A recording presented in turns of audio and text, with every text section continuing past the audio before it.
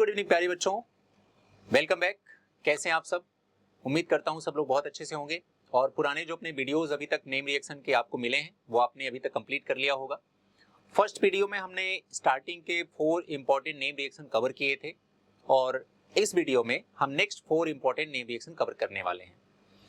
सबसे इंपॉर्टेंट बात यह है बेटा कि इस वीडियो में हम लोग एक बहुत ही ज्यादा अच्छी सी रिएक्शन पढ़ने वाले हैं जिसका नाम है कोलबेज इलेक्ट्रोलिसिस रिएक्शन। कोलबेज इलेक्ट्रोलिसिस रिएक्शन हमारे लिए इतनी इंपॉर्टेंट है कि उसका यूज हम लोग एल्केन, एल्कीन, एल्काइन तीनों बनाने में कर सकते हैं। यानी कि हाइड्रोकार्बन के मेथड ऑफ प्रिपरेशन में आपको कोलबेज रिएक्शन पढ़ना पड़ेगा। अब दूसरी बात समझना, कोलबेज इलेक्ट्रोलिसिस रिएक्शन का जो रिएक्टेंट है वो होता है sodium potassium salt of carboxylic acid. और sodium potassium salt of carboxylic acid तो क्लास 12 के carboxylic acid and its derivatives वाले चैप्टर में यूज होगा। इसका मतलब कि ये जो रिएक्शन होगी वो क्लास 12 और क्लास 11 दोनों के लिए इंपॉर्टेंट है। और इसलिए मैंने आपसे कहा था कि बोर्ड के जितने स्टूडेंट्स हैं उनके लिए नेम रिएक्शन की सीरीज बहुत ही शानदार होने वाली है ना? तो उम्मीद करता हूं कि अभी तक की जो भी क्लासेस हैं सब लोग रेगुलर कर रहे होंगे, नोट्स प्रॉपर बना रहे होंगे और आगे की प्रिपरेशन के लिए सब लोग काफी खुश होंगे। ऑर्गेनिक केमिस्ट्री इंप्रूवमेंट हो रहा होगा और इन सारी उम्मीदों के साथ हम लोग आज की क्लास स्टार्ट करते हैं बिना अपना समय गंवाए। तो चलिए स्टार्ट करते हैं पहली रिएक्शन के साथ और पहली रिएक्शन का नाम है हमारे पास कोलबेज इलेक्ट्रोलिसिस रिएक्शन। ओके, स्टार्ट करें। देखिए सबसे पहले बेटा इसमें रिएक्टेंट का नाम लिखा है, reactant will be sodium potassium salt of carboxylic acid. जब इसे हम कोलबेज इलेक्ट्रोलिसिस रिएक्शन में यूज करेंगे तो चूंकि इसका नाम है इलेक्ट्रोलिसिस और इलेक्ट्रोलिसिस के लिए फंडामेंटल पॉइंट सब बच्चों को पता होना चाहिए। सपोज दैट ये कोई मैंने एक बीकर ले लिया है, कोई सेल ले लिया, CELL कोई सेल ले लिया और इसमें मैंने ऐसे 2 प्लेट लगा दी, एक ये प्लेट लग गई, एक ये प्लेट लग गई और इसमें मैंने बेटा कुछ कुछ तो फिल कर दिया है ना, कुछ ऐसा फिल कर दिया। ठीक है, अब मैंने क्या किया, इसको मैंने कनेक्ट कर दिया, इसको मैंने कनेक्ट कर दिया, एक प्रॉपर बैटरी से कनेक्ट कर दिया और इस तरह से कुछ, ठीक है, ये कनेक्ट कर दिया। अब एक एक पॉइंट करके सुनना, ये जो इसमें सॉल्यूशन भरा हुआ है बेटा इसे हम लोग क्या बोलते हैं, इलेक्ट्रोलाइट्स बोलते हैं। ठीक है, यहां पर जो आपको ये प्लेट या रॉड दिख रही है इसे हम लोग बोलते हैं इलेक्ट्रोड्स बोलते हैं। इलेक्ट्रोड्स 2 टाइप के होते हैं, एक होगा आपका पॉजिटिव इलेक्ट्रोड, एक होगा नेगेटिव इलेक्ट्रोड। पॉजिटिव इलेक्ट्रोड को हम लोग देखो 2 है अपने पास, एक कैथोड है, एक एनोड है। ठीक है, तो जो हमारे पास कैथोड होता है वो नेगेटिव होता है, तो ये कैथोड होगा, तो नेगेटिव प्लेट या नेगेटिव रॉड को हम लोग कैथोड बोलते हैं और पॉजिटिव को हम लोग क्या बोलेंगे बेटा, एनोड बोलेंगे। क्लियर? अब उसके बाद हम इसमें प्रोवाइड क्या करते हैं, यहां पर हमने बैटरी जो हमने कनेक्ट की है इसके पीछे का पर्पस क्या था कि हम इलेक्ट्रिसिटी प्रोवाइड कर सकें। इलेक्ट्रिसिटी प्रोवाइड करने से इस बीकर में जो रिएक्शन होगी उस रिएक्शन का नाम होगा इलेक्ट्रोलिसिस। इलेक्ट्रोलिसिस, इलेक्ट्रोलिसिस का मतलब होता है इन प्रेजेंस ऑफ इलेक्ट्रिसिटी अगर किसी भी यहां पर जो भी हमने मिक्सचर फिल किया जिसे हम इलेक्ट्रोलाइट्स बोलते हैं उसमें फिजन स्टार्ट हो जाता है, उसके बॉन्ड ब्रेक होने लगते हैं और उसी प्रोसेस को हम लोग इलेक्ट्रोलिसिस के नाम से जानते हैं, क्योंकि लिसिस का मतलब होता है ब्रेक डाउन, किसी चीज का बॉन्ड का डिसोसिएशन स्टार्ट हो जाना। ठीक है, अब देखो, और इस पूरे प्रोसेस को हम लोग क्या बोलते हैं, इलेक्ट्रोलिसिस। इलेक्ट्रोलिसिस या इस सेल को हम लोग पूरी क्या बोलेंगे, इलेक्ट्रोलिटिक सेल।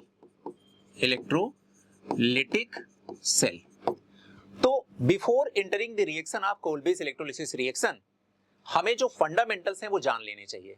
तो मैंने बहुत आसान तरीके से आपको बता दिया कि what is electrode, what is electrolytes, what is electrolysis, what is electricity and what is electrolytic cell. Clear हो गई बात? यहां तक समझ में आ गया सबको अच्छे से? ठीक है, अब मैं इसको हटा दे रहा हूं यहां से, अब आप समझते रहिए इस चीज को। ठीक है, मैं हटा दे रहा हूं इसको, नोट कर लीजिएगा आप लोग।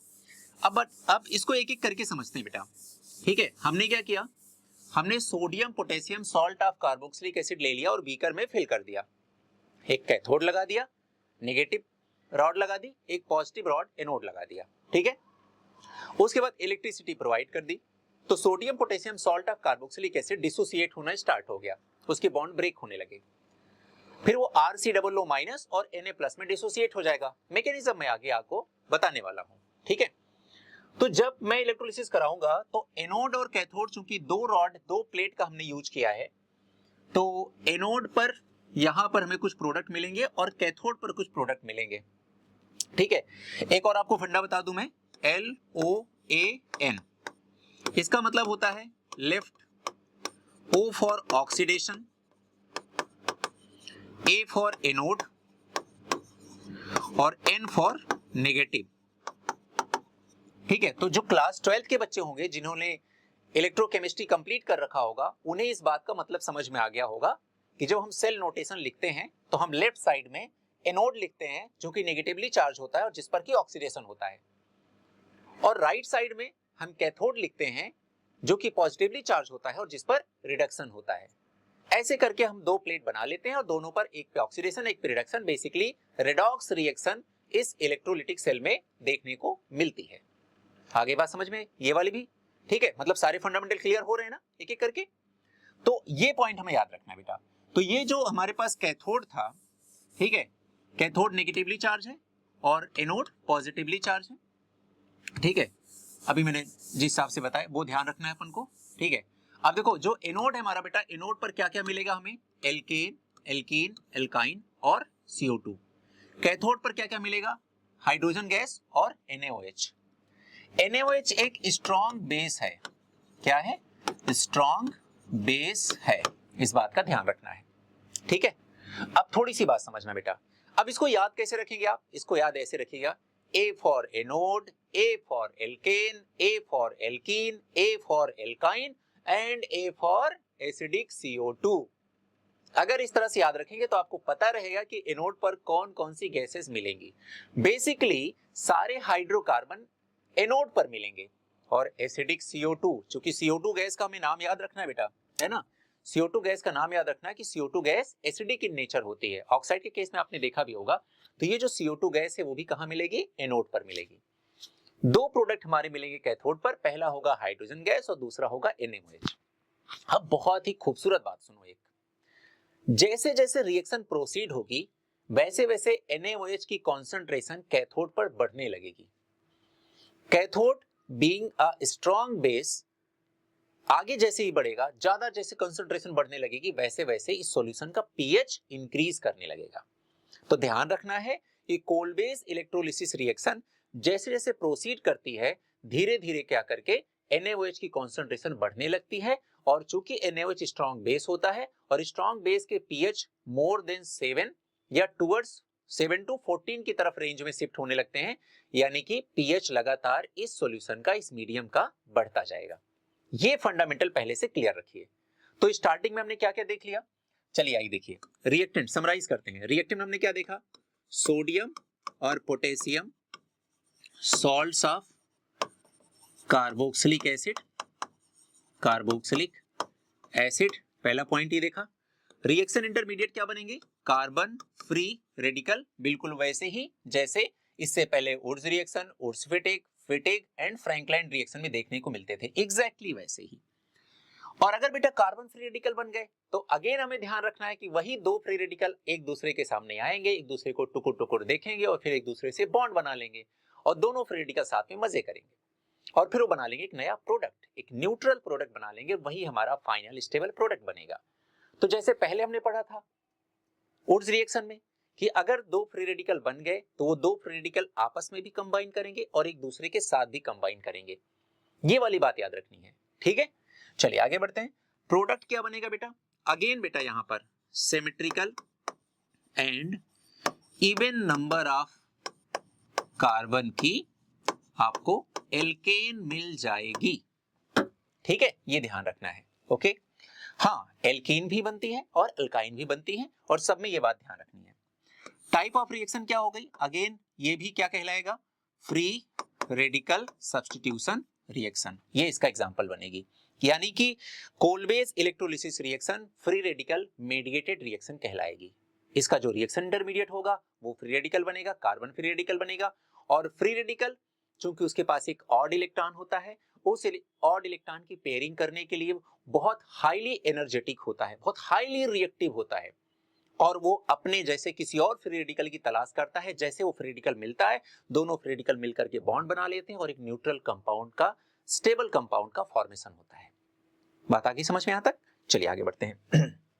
आगे क्या है, मैकेनिज्म की बात कर लेते हैं। चूंकि अभी आपने देखा बेटा कि RCOO, this is the sodium salt of carboxylic acid, है ना, क्योंकि कार्बोक्सिलिक एसिड का फॉर्मूला क्या होता है, RCOOH, ये तो एसिड है, ठीक है, और फिर हमने इसमें क्या ले लिया, NaOH मिला दिया, मान लेते हैं ये बेस है।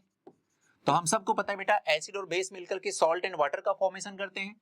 तो फिर यहां से H प्लस निकलेगा, यहां से Na+OH माइनस, ये Na+H+ इसको रिप्लेस कर देगा, तो ये बन जाएगा RCOO Na+H2O बन जाएगा। तो वही बन गया ना, acid plus salt is acid plus base is equal to salt plus water.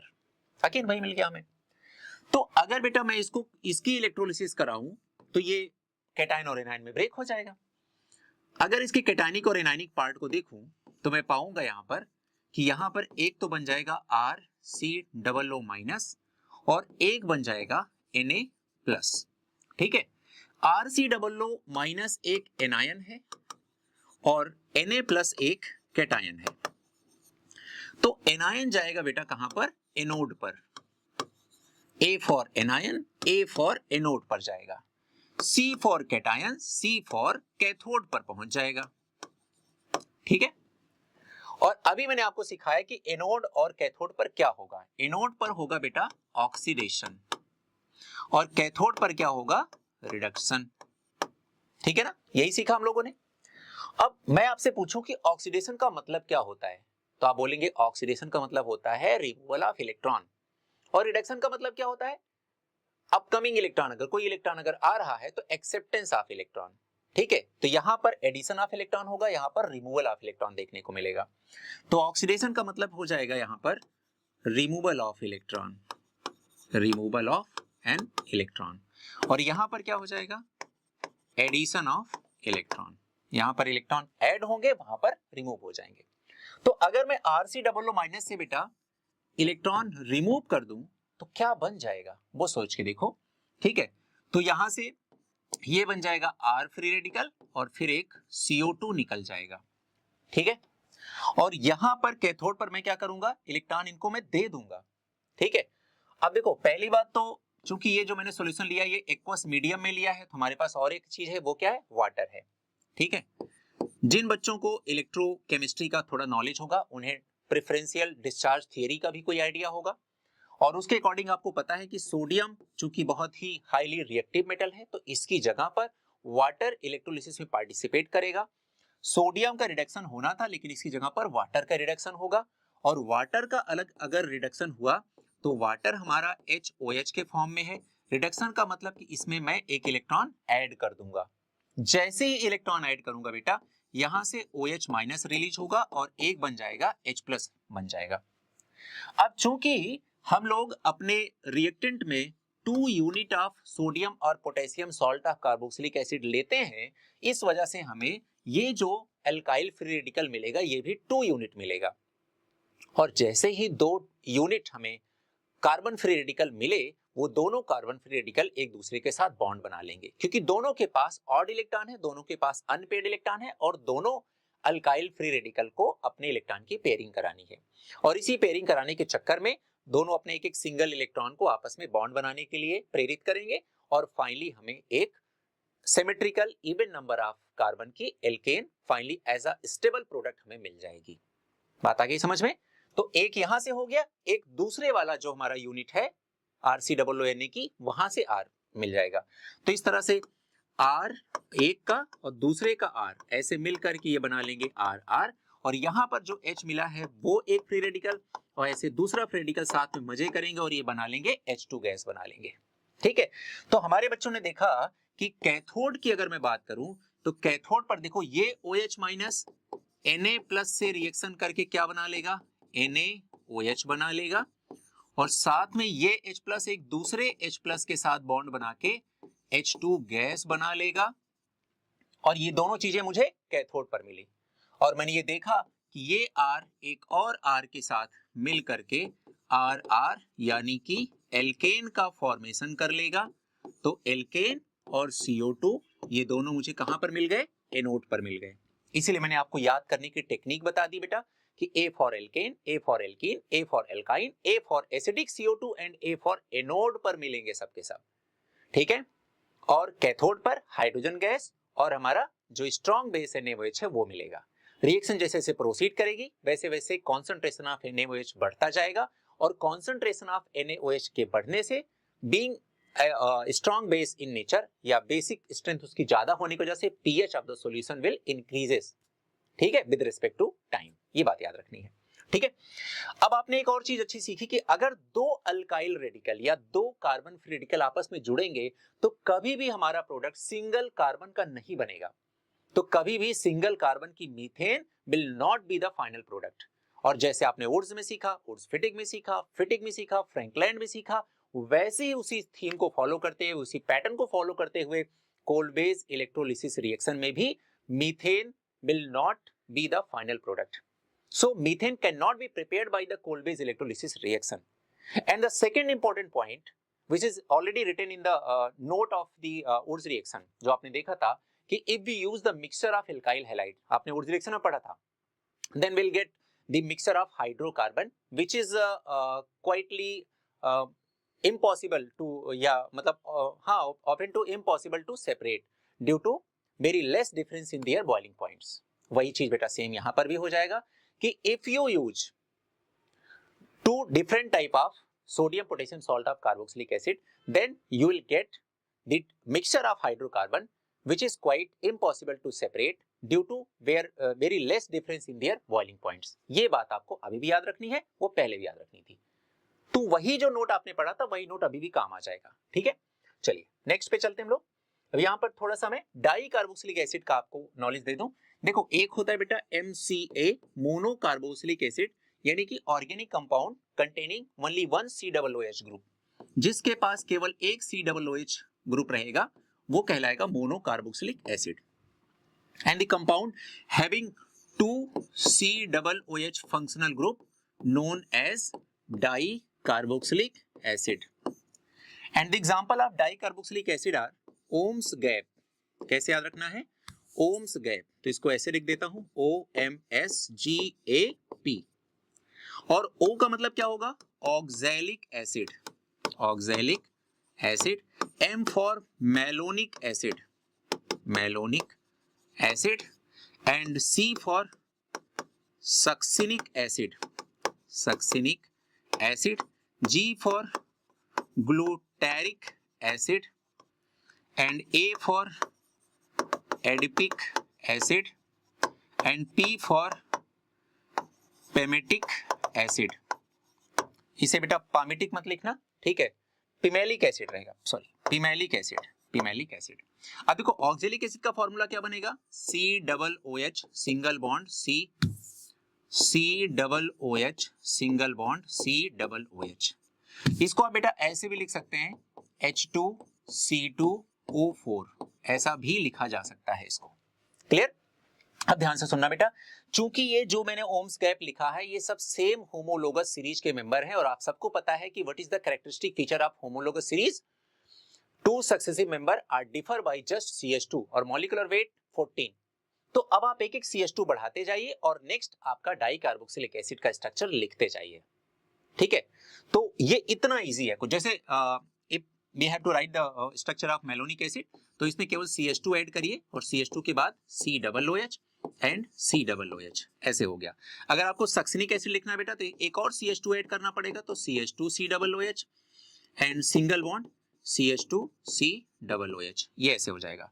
अगर आपको ग्लूटैरिक एसिड लिखना है तो एक और CH2 ऐड कर दीजिए, CH2 COOH and CH2 COOH। ठीक है, ऐसे हो जाएगा। तो एक और CH2 बढ़ाएंगे तो एडिपिक मिल जाएगा, एक और बढ़ाएंगे तो पामिलिक मिल जाएगा, पिमेलिक मिल जाएगा, बस ऐसे ही होता है। ठीक है, अब डाई कार्बोक्सिलिक एसिड अचानक से मैंने क्यों बता दिया आपको? क्योंकि आगे चल करके कोल्ड बेस इलेक्ट्रोलिसिस रिएक्शन में इसको मैं यूज करने वाला हूं। चलिए आगे बढ़ते हैं बेटा जी, बहुत आसान तरीके से समझते हैं। नोट मैंने आपको बता दिया कि if mixture are two different salts of carboxylic acid are used, then mixture of alkane will obtain, which is difficult to separate due to very less difference in their boiling points. And the methane cannot be prepared, क्योंकि आपको पता है कि there is the combination of combining of different type of alkyl free radical. और अगर कभी भी carbon free radical आपस में असेंबल करेंगे, कंबाइन करेंगे, मिलेंगे, बॉन्ड बनाएंगे, जुड़ेंगे, तो एक कार्बन का प्रोडक्ट तो कभी नहीं मिलेगा, मिनिमम 2 कार्बन का प्रोडक्ट मिलेगा. और मीथेन चूंकि कंटेनिंग 1 कार्बन, सिंगल कार्बन, तो ये कभी नहीं बनेगा. pH of the solution increases as the reaction proceed due to the formation of NaOH. और बेटा जी आपके ये एग्जाम में कई बार क्वेश्चन आ चुका है, ये जेई में आ चुका है, ये नीट के एग्जाम में आ चुका है, तो ये प्रीवियस ईयर क्वेश्चन की सीरीज में अनसॉल्व में आपको प्यारा सा क्वेश्चन मिल जाएगा. पहले से ध्यान रखिएगा कि in case of Kolbe's electrolysis reaction, as the reaction proceeds the pH of the solution will increases due to the formation of NaOH. और NaOH के बढ़ने की वजह से ऐसा क्यों होता है? क्योंकि NaOH is the strong base. This is the final line. Okay, कुछ एग्जांपल लेते हैं बेटा जी. जैसे पहला ले लिया हमने CH3 COO Na. अब मैं आपको शॉर्टकट बता रहा हूं, ठीक है, शॉर्ट ट्रिक बता रहा हूं कि क्या इसमें यूज करना है. अब देखो, जब कभी भी आपके पास as a reactant monocarboxylic acid है, तो आपको हमेशा 2 यूनिट ऑफ मोनोकार्बोक्सिलिक एसिड लेना पड़ेगा. ऐसा अभी पीछे हमने रिएक्टेंट में दिखाया आपको, ठीक है. whenever you were going to prepare the alkane, तो आपको ऐसा करना पड़ेगा. तो आप चुपचाप बेटा जी ऐसा लिख दीजिए, जैसे यहाँ पे आपने लिखा वैसे एक और लिख दीजिए, CH3 COO Na. ऐसा प्यार से लिख दीजिए और आगे लिखिए कि मैं इसका कोल्ड बेस इलेक्ट्रोलिसिस रिएक्शन कराना चाहता हूं या चाहती हूं. ठीक है, अब करना क्या है, ये Na चला जाएगा, NaOH बना लेगा. जैसे बता रहा हूं ऐसे शॉर्टकट लगाना है, शॉर्ट ट्रिक कैसे लगाना है. ये चला जाएगा, NaOH बना लेगा. ये CO2 के फॉर्म में निकाल दीजिए, ये CO2 के फॉर्म में निकाल दीजिए. कितने प्यार से देखो प्रोडक्ट बन रहा है. अब बचा CH3 और CH3, और इन दोनों को इसे प्यार से एक दूसरे से ऐड कर दीजिए, तो आपका प्रोडक्ट बन जाएगा CH3 सिंगल बॉन्ड CH3. देखो, और ये क्या है बेटा, ये एक एल्केन है जो कि एक सिमेट्रिकल एल्केन है, जो कि एक इवन नंबर ऑफ कार्बन की एल्केन है. क्लियर हो गई बात, फंडा समझ में आ गया. ठीक है, ये तरीका है अपना. तो मैंने बहुत सिंपल सा कॉन्सेप्ट आपको सिखाया है. जो भी आपके सामने, जैसे देखो मैं ऐड करके और बता रहा हूं, ध्यान से देखना. मान लीजिए आपके सामने लिखा है CH3 CH2 COOK, तो आपको पता है ये 2 यूनिट लेना है, तब आप इसका कोल्ड बेस इलेक्ट्रोलिसिस रिएक्शन कराएंगे. तो एनोड पर कुछ और बनेगा, कैथोड पर कुछ और बनेगा. अब क्या कहां बनेगा ये देखते हैं. कैथोड पर तो बिना किसी डाउट के मैं लिख सकता हूं कि हाइड्रोजन गैस बनेगी प्लस NaOH बनेगा. NaOH के बनने की वजह से जो pH होगा सॉल्यूशन का वो लगातार बढ़ता जाएगा, कोई डाउट ही नहीं है इसमें. तो एनोड पर क्या बनेगा, एनोड पर जाहिर सी बात है ये क्या है, ये मोनोकार्बोक्सिलिक एसिड का सॉल्ट है. ऐसे लिखना है, सॉल्ट ऑफ मोनोकार्बोक्सिलिक एसिड. तो जब भी ऐसा होगा तो प्रोडक्ट हमारा तो एल्केन ही बनेगा, वो भी सिमेट्रिकल एल्केन बनेगा, वो भी इवन नंबर ऑफ कार्बन की एल्केन बनेगा. तो प्रोडक्ट भी पता है, लेकिन what is actual alkane, that will be. तो अगर उसको निकालना है तो इसको मैं कैसे करूं, इसको 2 टाइम्स लिखूंगा मैं ऐसे, CH3 CH2 COOK, फिर मैं लिखूंगा CH3 CH2 COOK, फिर मैं लिखूंगा इसका कोल्ड बेस इलेक्ट्रोलिसिस रिएक्शन. मैं इसको हटा दूंगा KOH के फॉर्म में, ठीक है, मैं इसको हटा दूंगा KOH के फॉर्म में. डन, समझ में आ रही बात. मैं इसको हटा दूंगा CO2 के फॉर्म में, मैं इसको हटा दूंगा CO2 के फॉर्म में. ठीक है, फिर हमारा क्या बचेगा, ये केवल बचेगा. देखो, इस कार्बन को छोड़ के ये पूरा चला गया, इस कार्बन को छोड़ के ये पूरा चला गया, तो इस पे विपत्ति आ गई, इस पे विपत्ति आ गई, क्योंकि इसको छोड़ के ये चला गया, इसको छोड़ के ये चला गया, दोनों अकेले पड़ गए, दोनों ने आपस में बॉन्ड बना लिया. तो बताओ भैया क्या बन गया फाइनली प्रोडक्ट, CH3 CH2 ये वाला, फिर single bond CH2, single bond CH2, फिर सिंगल बॉन्ड CH3, तो सिंगल बॉन्ड CH3. लो, बन गया प्रोडक्ट. बताइए, 4 कार्बन के एल्केन यानी कि सिमेट्रिकल एल्केन है, इवन नंबर ऑफ कार्बन के एल्केन है. आसान हुआ, कुछ समझ में आया. ठीक है, शॉर्ट ट्रिक समझना बेटा, फट से आप आंसर करने लगेंगे. चलिए देखिए, अब यहां पर हम समरी पढ़ लेते हैं इस पूरे के रिएक्शन की. अगर आप कभी भी रिएक्शन में as a reactant 2 mole saturated monocarboxylic acid लेते हैं। अब क्या किसी बच्चे को ये पता है, मतलब अब तो सबको पता है ना कि सैचुरेटेड का मतलब carbon single bond carbon containing, monocarboxylic acid का मतलब क्या होता है कि ओनली सिंगल COOH ग्रुप। तो अगर ऐसा कोई हमारे पास रिएक्टेंट होगा और इसका हम कोल-बेस इलेक्ट्रोलिसिस रिएक्शन कराएंगे तो alkane will be the major product. और अगर हम लोगों ने 1 मोल ले लिया सैचुरेटेड डाई कार्बोक्सिलिक एसिड, अब अगर कोई बच्चा पूछे कि सर डाई कार्बोक्सिलिक एसिड आप 1 मोल क्यों ले रहे हैं, तो मैं सिंपल सी बात बोलूंगा बेटा, एक ही रिएक्टेंट में 2 COOH प्रेजेंट हैं, तो इसके लिए मुझे 2 मोल लेने की जरूरत नहीं है। मोनोकार्बोक्सिलिक एसिड को इसलिए 2 मोल लेना पड़ा क्योंकि एक मोनोकार्बोक्सिलिक एसिड में एक ही COOH था, दूसरे में एक COOH था, इसलिए मुझे 2 मोल वहां पर लेना पड़ा। ठीक है, आइए देखते हैं। और अगर मैंने 1 मोल अनसैचुरेटेड डाई कार्बोक्सिलिक एसिड ले लिया तो अल्काइन बनेगा, और इस केस में देखो एल्कीन बनेगा। जो एल्कीन का जनरल फॉर्मूला होता है वही साइक्लोएल्केन का भी होता है, और जो एल्काइन का होता है वही साइक्लोएल्कीन का भी होता है। आइए फटाफट से एक एक प्रोडक्ट करके देखते हैं, एक एग्जांपल करके देखते हैं लास्ट के सेकंड एंड थर्ड का। मान लेते हैं आपके पास ये कोई कंपाउंड है CH2 COOK single bond CH2 COOK। बताइए कौन सा किस चीज का फॉर्मूला है बेटा? आप ऐसे देखेंगे, अगर 2 COOH होते तो ये ऑक्जेलिक एसिड होता, अगर एक CH2 आपने बढ़ा दिया तो OM, M for malonic acid होता, एक और CH2 बढ़ा दिया तो OMS, this is the succinic acid का सॉल्ट। तो हम बोलेंगे potassium salt of succinic acid. क्या बोलेंगे?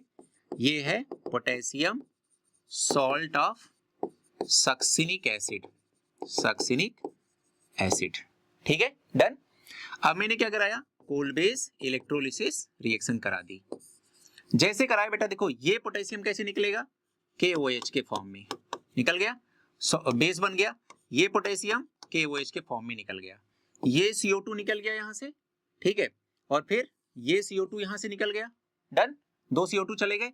तो अब हमें दिखाई दिया कि CH2 और CH2 देखो, इस कार्बन को छोड़ के ये भाग गया, इस कार्बन को छोड़ के ये भाग गया, तो दोनों कार्बन में एक नया बॉन्ड बना लेंगे, एक दूसरे को गले लगा लेंगे, भैया अब तुम्हारा भी कोई नहीं रहा, मेरा भी कोई नहीं रहा, तो हम दोनों एक दूसरे के हो जाते हैं। बन गया CH2 डबल बॉन्ड CH2। और अगर हम इसको बोलेंगे तो हम कहेंगे भैया ये तो एल्कीन का फॉर्मूला बन गया। क्या कहते हो, आया थोड़ा समझ में?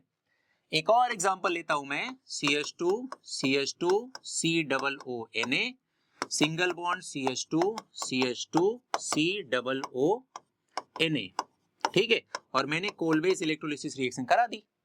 अब आप बोलोगे ये सोडियम तो NaOH में कन्वर्ट हो जाएगा, ये सोडियम तो NaOH में कन्वर्ट हो जाएगा बेटा जी, है ना। अब बात आती है ये CO2 यहां से निकल गया, ये CO2 यहां से निकल गया, तो कौन कौन यहां किसको छोड़ के गया बेटा? देखो, इस कार्बन को छोड़ के गया COO, इस कार्बन को छोड़ गया COO, तो अब बॉन्ड किसके किसके बीच में बनेगा? इस कार्बन और इस कार्बन के बीच में बनेगा।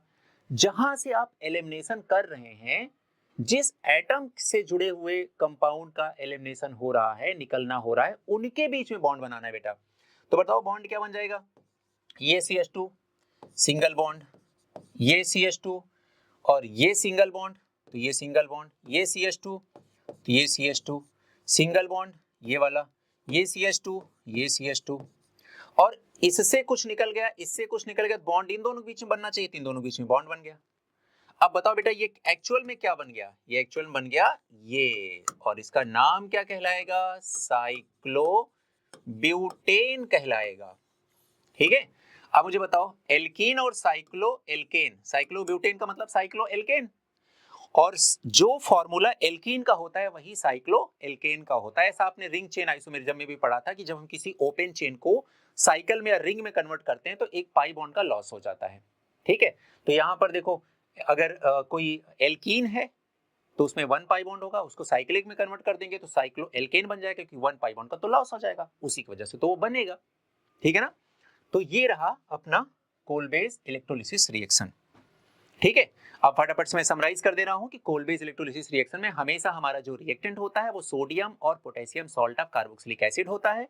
कोल-बेस इलेक्ट्रोलिसिस रिएक्शन में हम सोडियम या potassium salt of carboxylic acid को एक सॉल्यूशन में रख लेते हैं, तो उसका एक्वस सॉल्यूशन ले लेते हैं, हम वहां पर इलेक्ट्रिसिटी पास करते हैं, इसको एज एन इलेक्ट्रोलाइट यूज करते हैं, कैथोड और एनोड का यूज करते हैं, वहां पर इलेक्ट्रोलिसिस होती है। इलेक्ट्रोलिसिस होने की वजह से वहां पर एनोड और कैथोड पर डिफरेंट टाइप की रिएक्शन देखने को मिलती है। कैथोड पर रिडक्शन होता है, एनोड पर ऑक्सीडेशन होता है। एनोड पर A for alkane, A for alkene, A for alkyne और ए फॉर एसिडिक CO2 का फॉर्मेशन होता है। कैथोड पर हाइड्रोजन एंड साथ में NaOH का फॉर्मेशन होता है।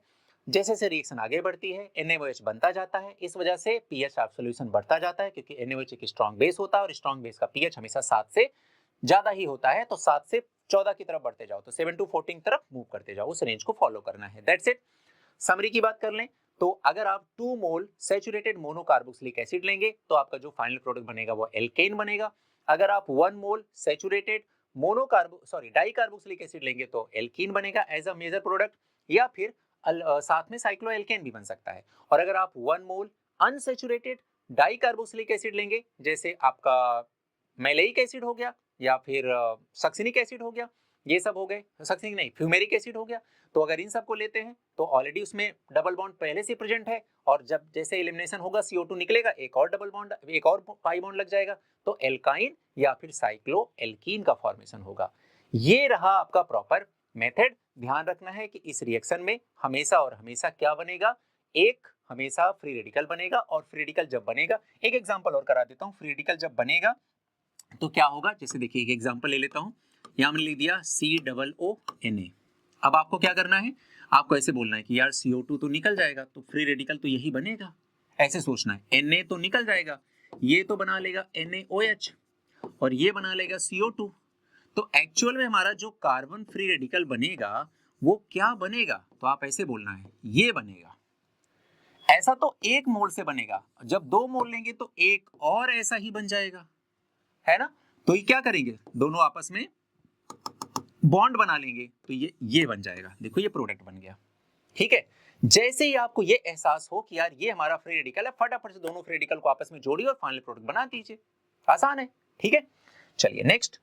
अब नेक्स्ट रिएक्शन हमारे पास है reaction number 6, aromatization, cyclization, hydroforming, catalytic reforming, platforming. इतनी सारे डिफरेंट नाम से इसको जाना जाता है। अच्छा क्या होता है ये, जैसे आपने बोला कि एरोमेटाइजेशन यानी कि एलिफेटिक कंपाउंड को एरोमेटिक कंपाउंड में कन्वर्ट करना है, ठीक है। जैसे मान लीजिए आपके पास N-हेक्सेन है, तो N-हेक्सेन एक एलिफेटिक कंपाउंड है। हेक्सेन मतलब 6 कार्बन है, तो 6 कार्बन का एरोमेटिक कंपाउंड क्या बन सकता है, तो 6 कार्बन की हम एक बेंजीन बना सकते हैं, तो benzene will be the aromatic compound, ठीक है। तो यहां पर देखिए N-हेक्सेन से हमने बेंजीन बना लिया, और फिर N-हेप्टेन, हेप्टेन में 7 कार्बन है, 7 कार्बन से हमने टोलुइन बनाया। टोलुइन का फॉर्मूला क्या होता है, ये रहा अपना बेंजीन, और इसके ऊपर लगा दिया मैंने एक CH3, ठीक है। तो आपने देखा टोटल 6 कार्बन प्लस 1 7 कार्बन बन गया, ठीक है। यहां पर हाइड्रोजन गैस रिलीज हुई है, जब हाइड्रोजन ऐड होता है इसे बोलते हैं रिडक्शन, हाइड्रोजन निकल गया तो एक तरह से इसका ऑक्सीडेशन हुआ, ठीक है। दूसरा यहाँ पर अनसैचुरेशन क्रिएट हुआ है। छोटी छोटी बातें ध्यान रखनी है, लेकिन ये सब बातें काम नहीं आएगी, काम आएगा सिर्फ और सिर्फ क्या क्या, एरोमेटाइजेशन रिएक्शन का रिएजेंट काम आएगा। तो बेटा जी सबसे पहले रिएजेंट याद रखना है। ये रिएजेंट आपको जब चेन रिएक्शन आती है ऑर्गेनिक केमिस्ट्री में, जब पूरी ऑर्गेनिक केमिस्ट्री कंप्लीट हो जाती है तो वहां पर चेन रिएक्शन आती है कि A से B बना, B से C बना, C ने D बनाया, तो बताओ ABCD पहचानो, और उसमें फिर एरो के ऊपर डिफरेंट डिफरेंट रिएजेंट गिवन होते हैं। वहां पर आपको ये रिएक्शन बहुत काम आएगी बेटा।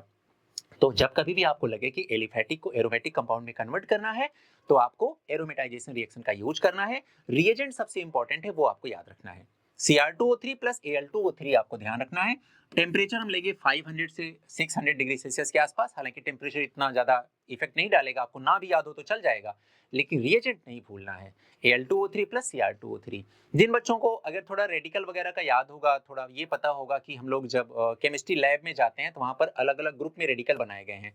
तो Fe, Al और Cr, आयरन, एल्यूमिनियम और क्रोमियम, इन तीनों को क्लास 3rd में रखा गया है ना। ये क्लास 3rd के सब रेडिकल हैं। तो इस तरह से भी आप याद कर सकते हैं कि एल्यूमिनियम और क्रोमियम दोनों के ऑक्साइड यहाँ पर यूज हुए हैं, या फिर जैसे भी याद हो जाए, बस इंपॉर्टेंट है।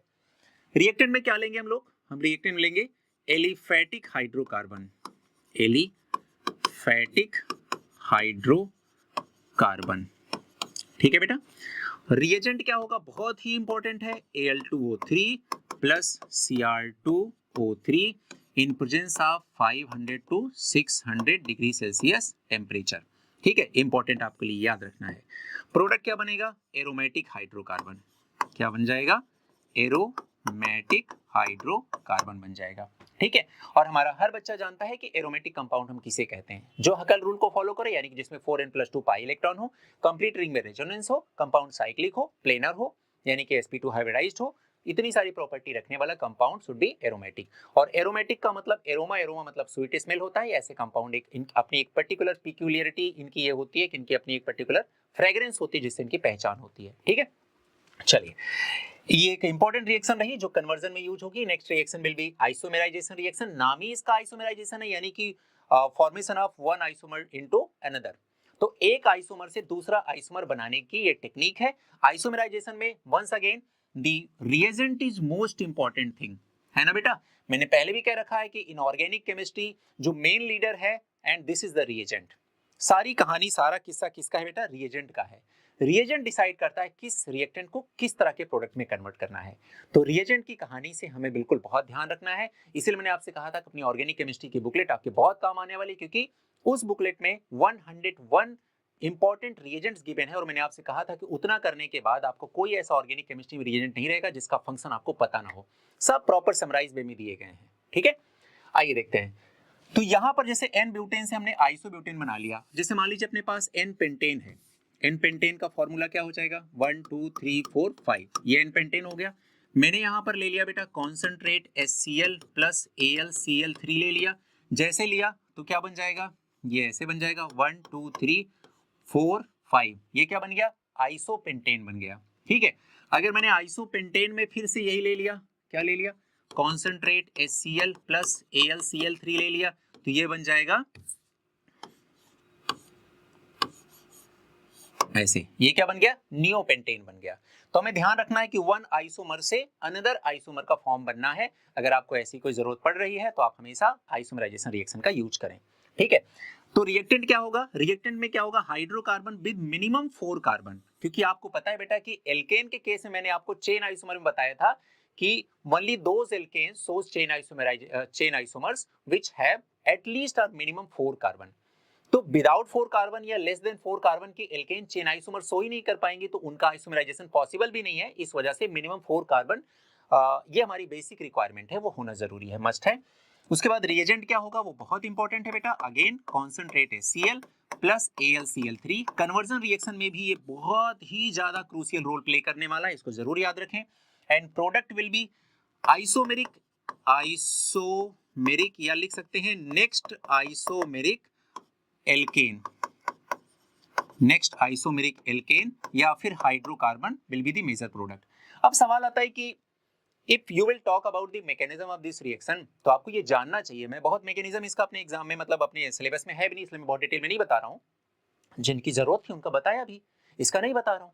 बस जानते रहना है कि इसमें एक्चुअल में मिथाइल शिफ्ट होता है या फिर हाइड्राइड शिफ्ट होता है। तो बाया मिथाइल शिफ्ट और बाया हाइड्राइड शिफ्ट, और वो भी 1,2 पोजीशन पे। अब अगर किसी बच्चे के मन में आए कि ये क्या होता है, हालांकि मैं किसी क्लास 12 के बच्चे से ये एक्सपेक्ट नहीं कर रहा हूँ कि उसे मिथाइल और हाइड्राइड शिफ्ट नहीं पता हो, और अगर नहीं पता है तो जीओसी वाले लेक्चर्स में उसका वेट करिए, आने दीजिए। वहां पर मैं आपको कार्बोकेटायन के केस में आपको बताऊंगा कि कैसे लेस स्टेबल कार्बोकेटायन को मोर स्टेबल कार्बोकेटायन में कन्वर्ट किया जाता है, और कैसे मिथाइल शिफ्ट करके या फिनाइल शिफ्ट करके या फिर हाइड्राइड शिफ्ट करके, वो सब मैं चीजें वहां पर डिस्कस करूंगा। तो अगर रेफरेंस चाहिए तो वहां से लीजिएगा, अदरवाइज आपको पता होना चाहिए। तो मैकेनिज्म ये हो गया। अब सवाल है कि हम आखिर कर क्यों रहे हैं, हम क्यों एक आइसोमर से दूसरा आइसोमर बनाने की कोशिश कर रहे हैं। तो ध्यान रहे, जैसे आप ना डीजल, पेट्रोल और मिट्टी का तेल जिसे बोलते हैं केरोसिन ऑयल, इन सब का यूज करते हो, ये सब फ्यूल है। ये सब एक्चुअल में क्या है, हाइड्रोकार्बन है ना। और हाइड्रोकार्बन के केस में बेटा वो फ्यूल हमारे लिए सबसे बेस्ट फ्यूल है जिसकी फ्यूल एफिशिएंसी सबसे ज्यादा होती है। फ्यूल एफिशिएंसी का मतलब होता है कि 1 ग्राम फ्यूल को जलाया तो कितनी सारी एनर्जी मिली। जिस फ्यूल 1 ग्राम फ्यूल को जलाने पर जितनी ज्यादा एनर्जी मिले वो हमारे लिए सबसे ज्यादा एफिशिएंट फ्यूल कहलाएगा। और इस केस में सबसे पहले नाम किसका आता है, हाइड्रोजन का। हाइड्रोजन सबसे बेस्ट फ्यूल है, ठीक है। और हाइड्रोजन इकोनॉमी पे इसीलिए आज कंट्री हमारी बहुत ज्यादा काम कर रही है। हाइड्रोजन से जो चलने वाले ऐसी कार वगैरह हैं वो धीरे धीरे मार्केट में आने को हैं, है ना। तो ये बात ध्यान रखनी है, हाइड्रोजन सबसे ज्यादा एफिशिएंट फ्यूल की तरह यूज होता है। तो फ्यूल जो हम यूज करते हैं अलग अलग जगहों पर, वहां पर जो फ्यूल की एफिशिएंसी हमारे लिए बहुत इंपॉर्टेंट हो जाती है। तो ऐसे हाइड्रोकार्बन जिसमें ब्रांचिंग पाई जाती है वो ज्यादा एफिशिएंट फ्यूल की तरह यूज किए जा सकते हैं। तो अगर आपके पास नॉर्मल पेंटेन है, आपने उसी किसी तरह आइसोपेंटेन और फिर उसके बाद नियोपेंटेन में कन्वर्ट कर लिया, तो ब्रांचिंग बढ़ जाएगी। ब्रांचिंग बढ़ने से उस फ्यूल की एफिशिएंसी बढ़ जाएगी और फ्यूल की एफिशिएंसी बढ़ने की वजह से उसे हम एज अ गुड फ्यूल की तरह इस्तेमाल कर सकते हैं। तो इस वजह से आइसोमेराइजेशन रिएक्शन को हम लोग कराते हैं लैब में। ठीक है, बात आ गई समझ में? जानते भी रहना था हम क्यों कर रहे हैं, सिर्फ ऐसे थोड़ी ना कर रहे हैं। ठीक है, उसके पीछे कोई ना कोई कमर्शियल पर्पस जरूर होगा, इसी वजह से ऐसा किया जा रहा होगा। और फिर दूसरी चीज है कि फ्यूल एफिशिएंसी को देखने के लिए एक और हमारे पास पैरामीटर है, and this is the octane number.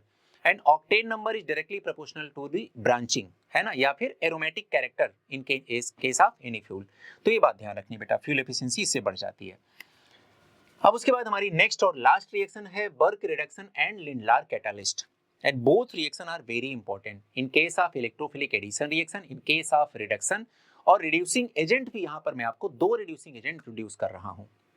हालांकि इसका जो पूरा पैटर्न है, चूंकि इसमें मैंने कुछ और भी चीजें ऐड की हैं और ये आपको इलेक्ट्रोफिलिक एडिशन रिएक्शन में मिलेंगी। कुछ बच्चों ने सेम मीजो ऐसा करके कुछ पढ़ा होगा कि सिस एल्कीन में सिन एडिशन करके मीजो कंपाउंड बनता है, सिस एल्कीन में एंटी एडिशन करके आपको रेसमिक मिक्सचर का फॉर्मेशन होगा, ऐसा कुछ करके पढ़ा होगा। मैं सारी चीजें मिक्स कर देना चाहता हूँ, मिला देना चाहता हूँ, कनेक्ट कर देना चाहता हूँ। आइए देखते हैं एक तरफ से फिर से। अगर आपके पास बेटा कोई अल्काइन है and this alkyne will be but two yne, क्या कहलाएगा? ब्यूट टू आइन कहलाएगा, क्योंकि यहाँ पर ट्रिपल बॉन्ड हमारा बीच में पाया जा रहा है, सेकेंड कार्बन से कनेक्टेड है। अगर मैं इस ब्यूट टू आइन में बर्क रिडक्शन, ये है बर्क रिडक्शन के लिए reagent, sodium in presence of liquid ammonia. अब आपको याद क्या रखना है? बीटी याद रखना है। बर्क रिडक्शन हमेशा ट्रांस एडिशन देगा बेटा। ट्रांस एडिशन का मतलब ये होता है, देखो बेसिक से समझो, ये एल्काइन है, एल्काइन में 2 पाई बॉन्ड है, पाई बॉन्ड सिग्मा बॉन्ड के मुकाबले वीक होते हैं। अगर मैं इसमें कुछ ऐड करने जाऊंगा तो पाई बॉन्ड ब्रेक हो जाएगा, एक पाई बॉन्ड ब्रेक होगा तो वहां पर जाकर के जो भी मैं ऐड करना चाहूंगा, जैसे मान लो हाइड्रोजन ऐड करना है, HX ऐड करना है, Cl2 ऐड करना है, यानी कि X2 ऐड करना है, जो भी ऐड करना होगा वो मैं आसानी से ऐड कर सकता हूँ। ठीक है, लेकिन मुझे तो रिडक्शन कराना है। रिडक्शन का मतलब क्या होता है? Addition of hydrogen. तो जो एल्काइन का ट्रिपल बॉन्ड था उसमें एक पाई बॉन्ड ब्रेक हुआ और 2 हाइड्रोजन उसमें ऐड हो गए। बर्क रिडक्शन के केस में 2 हाइड्रोजन ऐड हो गए। इससे ज्यादा इंपॉर्टेंट है कि 2 हाइड्रोजन कहां ऐड हो गए। तो अगर बेटा एक हाइड्रोजन इस साइड से आएगा तो दूसरा हाइड्रोजन इससे नीचे की तरफ से जाएगा, यानी कि ऑपोजिट डायरेक्शन में, यानी कि ट्रांस एडिशन होगा यहां पर। तो जो हमारी एल्कीन बनेगी वो भी ट्रांस ब्यूटूइन बनेगी। ट्रिपल बॉन्ड से एक पाई बॉन्ड ब्रेक हुआ, अभी भी एक पाई बॉन्ड बचा है, तो एल्काइन से एल्कीन का फॉर्मेशन होगा। देखिए अब इस बात को दूसरे एंगल से समझिए। अगर मैं एल्काइन में बोल दूं कि हाइड्रोजन जाओ एल्काइन पे टूट पड़ो, जैसे वो जाएंगे तो फटाफट से क्या करेंगे? हाइड्रोजन अटैक करेंगे। एक पाई बॉन्ड ब्रेक किया, फटाफट से एक हाइड्रोजन जोड़ा, वो एल्कीन में कन्वर्ट हो गया। एल्कीन में अभी भी एक पाई बॉन्ड है, फटाफट से अगला पाई बॉन्ड ब्रेक किया, फिर 2 हाइड्रोजन जुड़ गए, फाइनली वो एल्केन में कन्वर्ट हो गया। लेकिन बर्क रिडक्शन और लिंडलार कैटालिस्ट ये 2 ऐसी इंपॉर्टेंट रिएक्शंस हैं जिसमें हम एल्काइन को एल्केन में नहीं कन्वर्ट करना है। एल्काइन जैसे ही एल्कीन में कन्वर्ट हो वहीं रोक देना है, स्टॉप कर देना है। एल्कीन को एल्केन में कन्वर्ट नहीं होने देना, केवल 1 स्टेप का रिडक्शन कराना है। ऐसी कंडीशन में एल्काइन को जब आपको केवल एल्कीन में कन्वर्ट करना हो तब आप Lindlar catalyst and Birch reduction का यूज करें। शॉर्टकट याद रखना है तो आप याद रखेंगे BT and LC, L for Lindlar catalyst, C for cis addition. तो आपकी जो एल्कीन होगी वहां पर दोनों हाइड्रोजन, एल्काइन में दोनों हाइड्रोजन सेम साइड जाकर के ऐड होंगे, तो हम आपका जो प्रोडक्ट बनेगा वो सिस ब्यूटूइन बनेगा, ना कि ट्रांस ब्यूटूइन बनेगा। ये बातें याद रखनी है बेटा। तो आपको सबसे पहले क्या काम करना है? आपको याद रखना है कि ये दोनों रिएक्शन इंटरनल एल्काइन के लिए हैं। इंटरनल एल्काइन का मतलब जिसमें ट्रिपल बॉन्ड बीच में पाया जाए। दूसरा पॉइंट याद रखना है, बर्क रिडक्शन का रिएजेंट क्या होता है? Sodium in presence of liquid ammonia. Lindlar catalyst का रिएजेंट क्या होता है? Palladium in presence of carbon या कैल्शियम कार्बोनेट। साथ में एस-क्यूनोलिन, एस-क्यूनोलिन इसमें एज अ पॉइजन यूज होता है। तो जैसे ही हाइड्रोजन जाएगा ट्रिपल बॉन्ड को ब्रेक करके डबल बॉन्ड बना देगा, तुरंत ही वो पॉइजन की तरह काम करने वाला एस-क्यूनोलिन वहां पर वर्क करने लगेगा और फिर उस कैटालिस्ट को वो एक तरह से इनएक्टिव कर देगा, ताकि अब फर्दर वहां पर हाइड्रोजन का एडिशन होकर के वो सिंगल बॉन्ड में कन्वर्ट ना हो। बात आ गई समझ में? इस बात को ध्यान रखना है।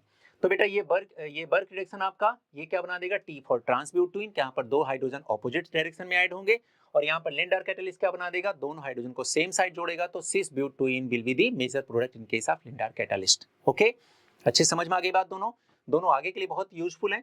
अब देखिए मैंने 2 रिएक्शन इसमें जानबूझ के ऐड की है, वैसे तो ये नेम रिएक्शन का पार्ट नहीं है, फिर भी मैंने किया है। देखिए अगर आपके पास बेटा ट्रांसब्यूटोइन है और ट्रांसब्यूटोइन में आप एंटी एडिशन करा दें, एंटी का मतलब भी क्या होता है, ऑपोजिट या ट्रांस, है ना।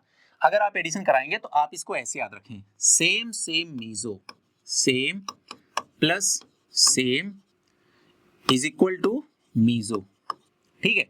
सेम सेम का मतलब क्या होता है बेटा, अगर सिस एल्कीन है और इसमें एडिशन भी आप क्या करा रहे हैं, सिन एडिशन करा रहे हैं, तो मीजो बनेगा।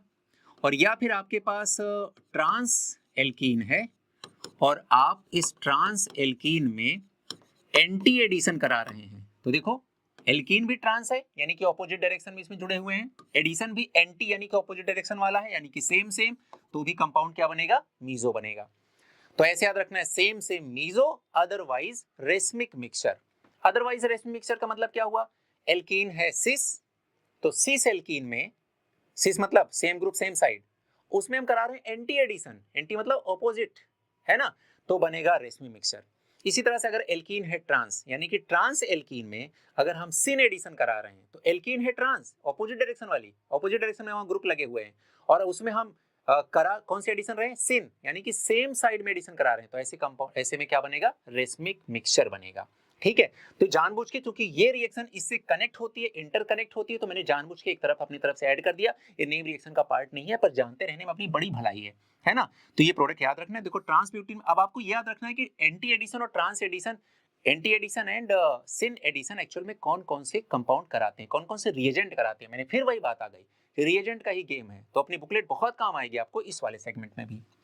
Br2CCl4 बेटा एंटी एडिशन कराता है, तो ये 2 ब्रोमीन ऑपोजिट डायरेक्शन में जोड़ देगा, ठीक है। और 1% कोल्ड एल्कलाइन KMnO4 क्या ऐड करता है, 2 OH- ऐड करता है। OH- के एडिशन को हम लोग बोलते हैं हाइड्रोक्सिलेशन।